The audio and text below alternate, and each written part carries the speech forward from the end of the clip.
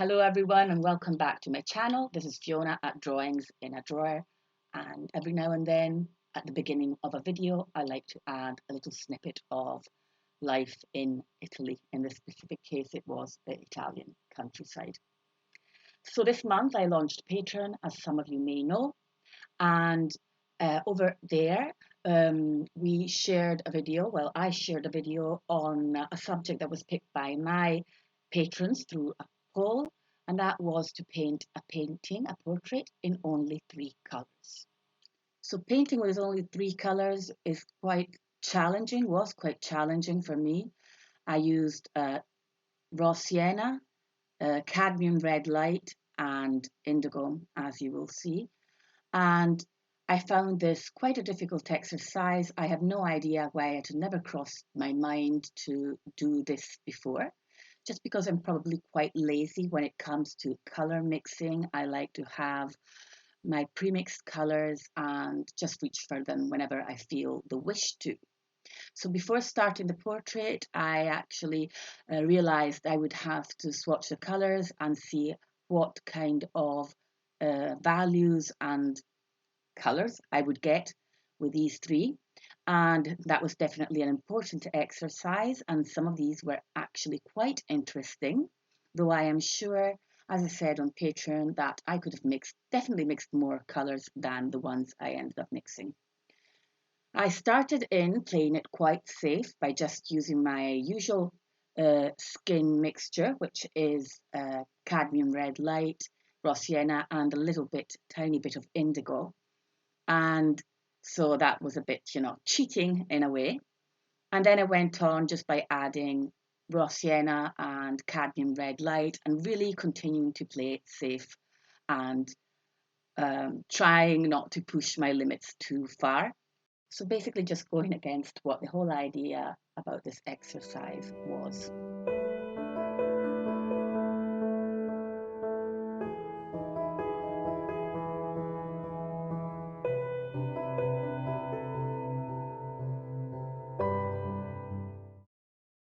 I found this nice reddish brown colour that I used for the hair and which I enjoyed using, and reminded me a little bit of colours like Caput Mortuum or Potter's Pink.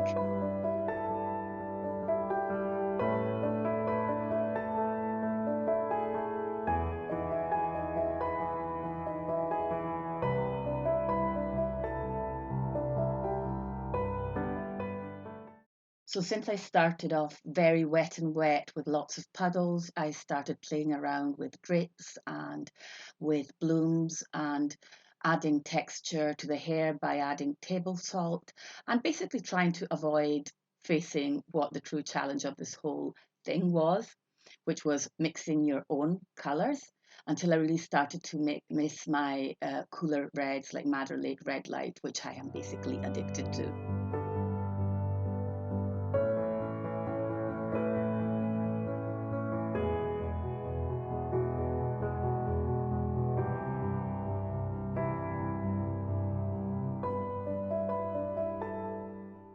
And for a while longer, I just kept on dabbling with that cadmium red light, mixed in with a raw sienna, trying to get something that would resemble the tones that I was looking for. And of course, I went over the cheeks and the lip area as I usually do.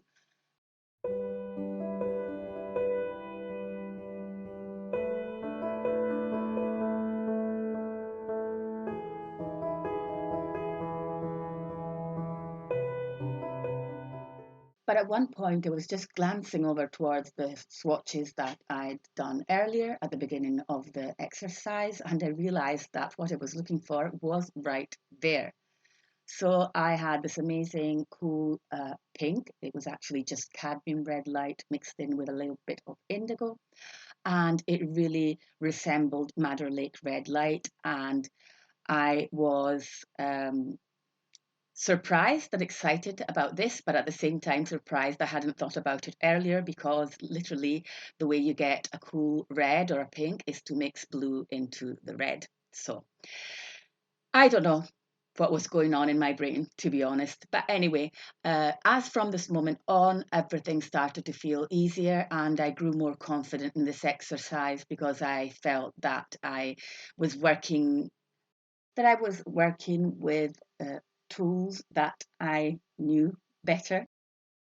And going back to the fact that it took me so long to figure out that I could easily achieve a cooler red or pink by mixing these colours, I think that when you think of something as too much of a challenge, you tend to set yourself traps and set yourself up for failure, more than if you're considering something as just an experiment that's going to open up a ton of possibilities. And of course, just like every time I paint, I had to then go in and reinforce the cheeks, the nose, the lips, and always remembering that watercolor dries so much lighter, and that is something that I am beginning to find frustrating sometimes. And thinking of maybe switching brands of watercolors that I use because possibly these ones, White Nights, as beautiful as they are not as pigmented as other brands, but I'm not sure. So for the background, I just went in with indigo as I'd planned in advance. That is why I had put the masking tape on the borders of my paper, just to get that clean, crisp frame when you peel them off at the end. I recommend anyone to do this exercise if you're interested in colour theory and colour mixing and coming up with your own, just understanding watercolour better, mainly. I hope you enjoyed this video. The full-time version of this video can be found on my Patreon. So if you are interested in checking that out, I will leave a link for it down below, and I will leave everything that I used in this video there as well. Remember, you can find me on Instagram at the handle Drawings in a Drawer, and yeah, I'm trying to be more regular in posting up here and uploading up here on YouTube, and I am actually being not too bad at it. So anyway, bye for now and see you next time.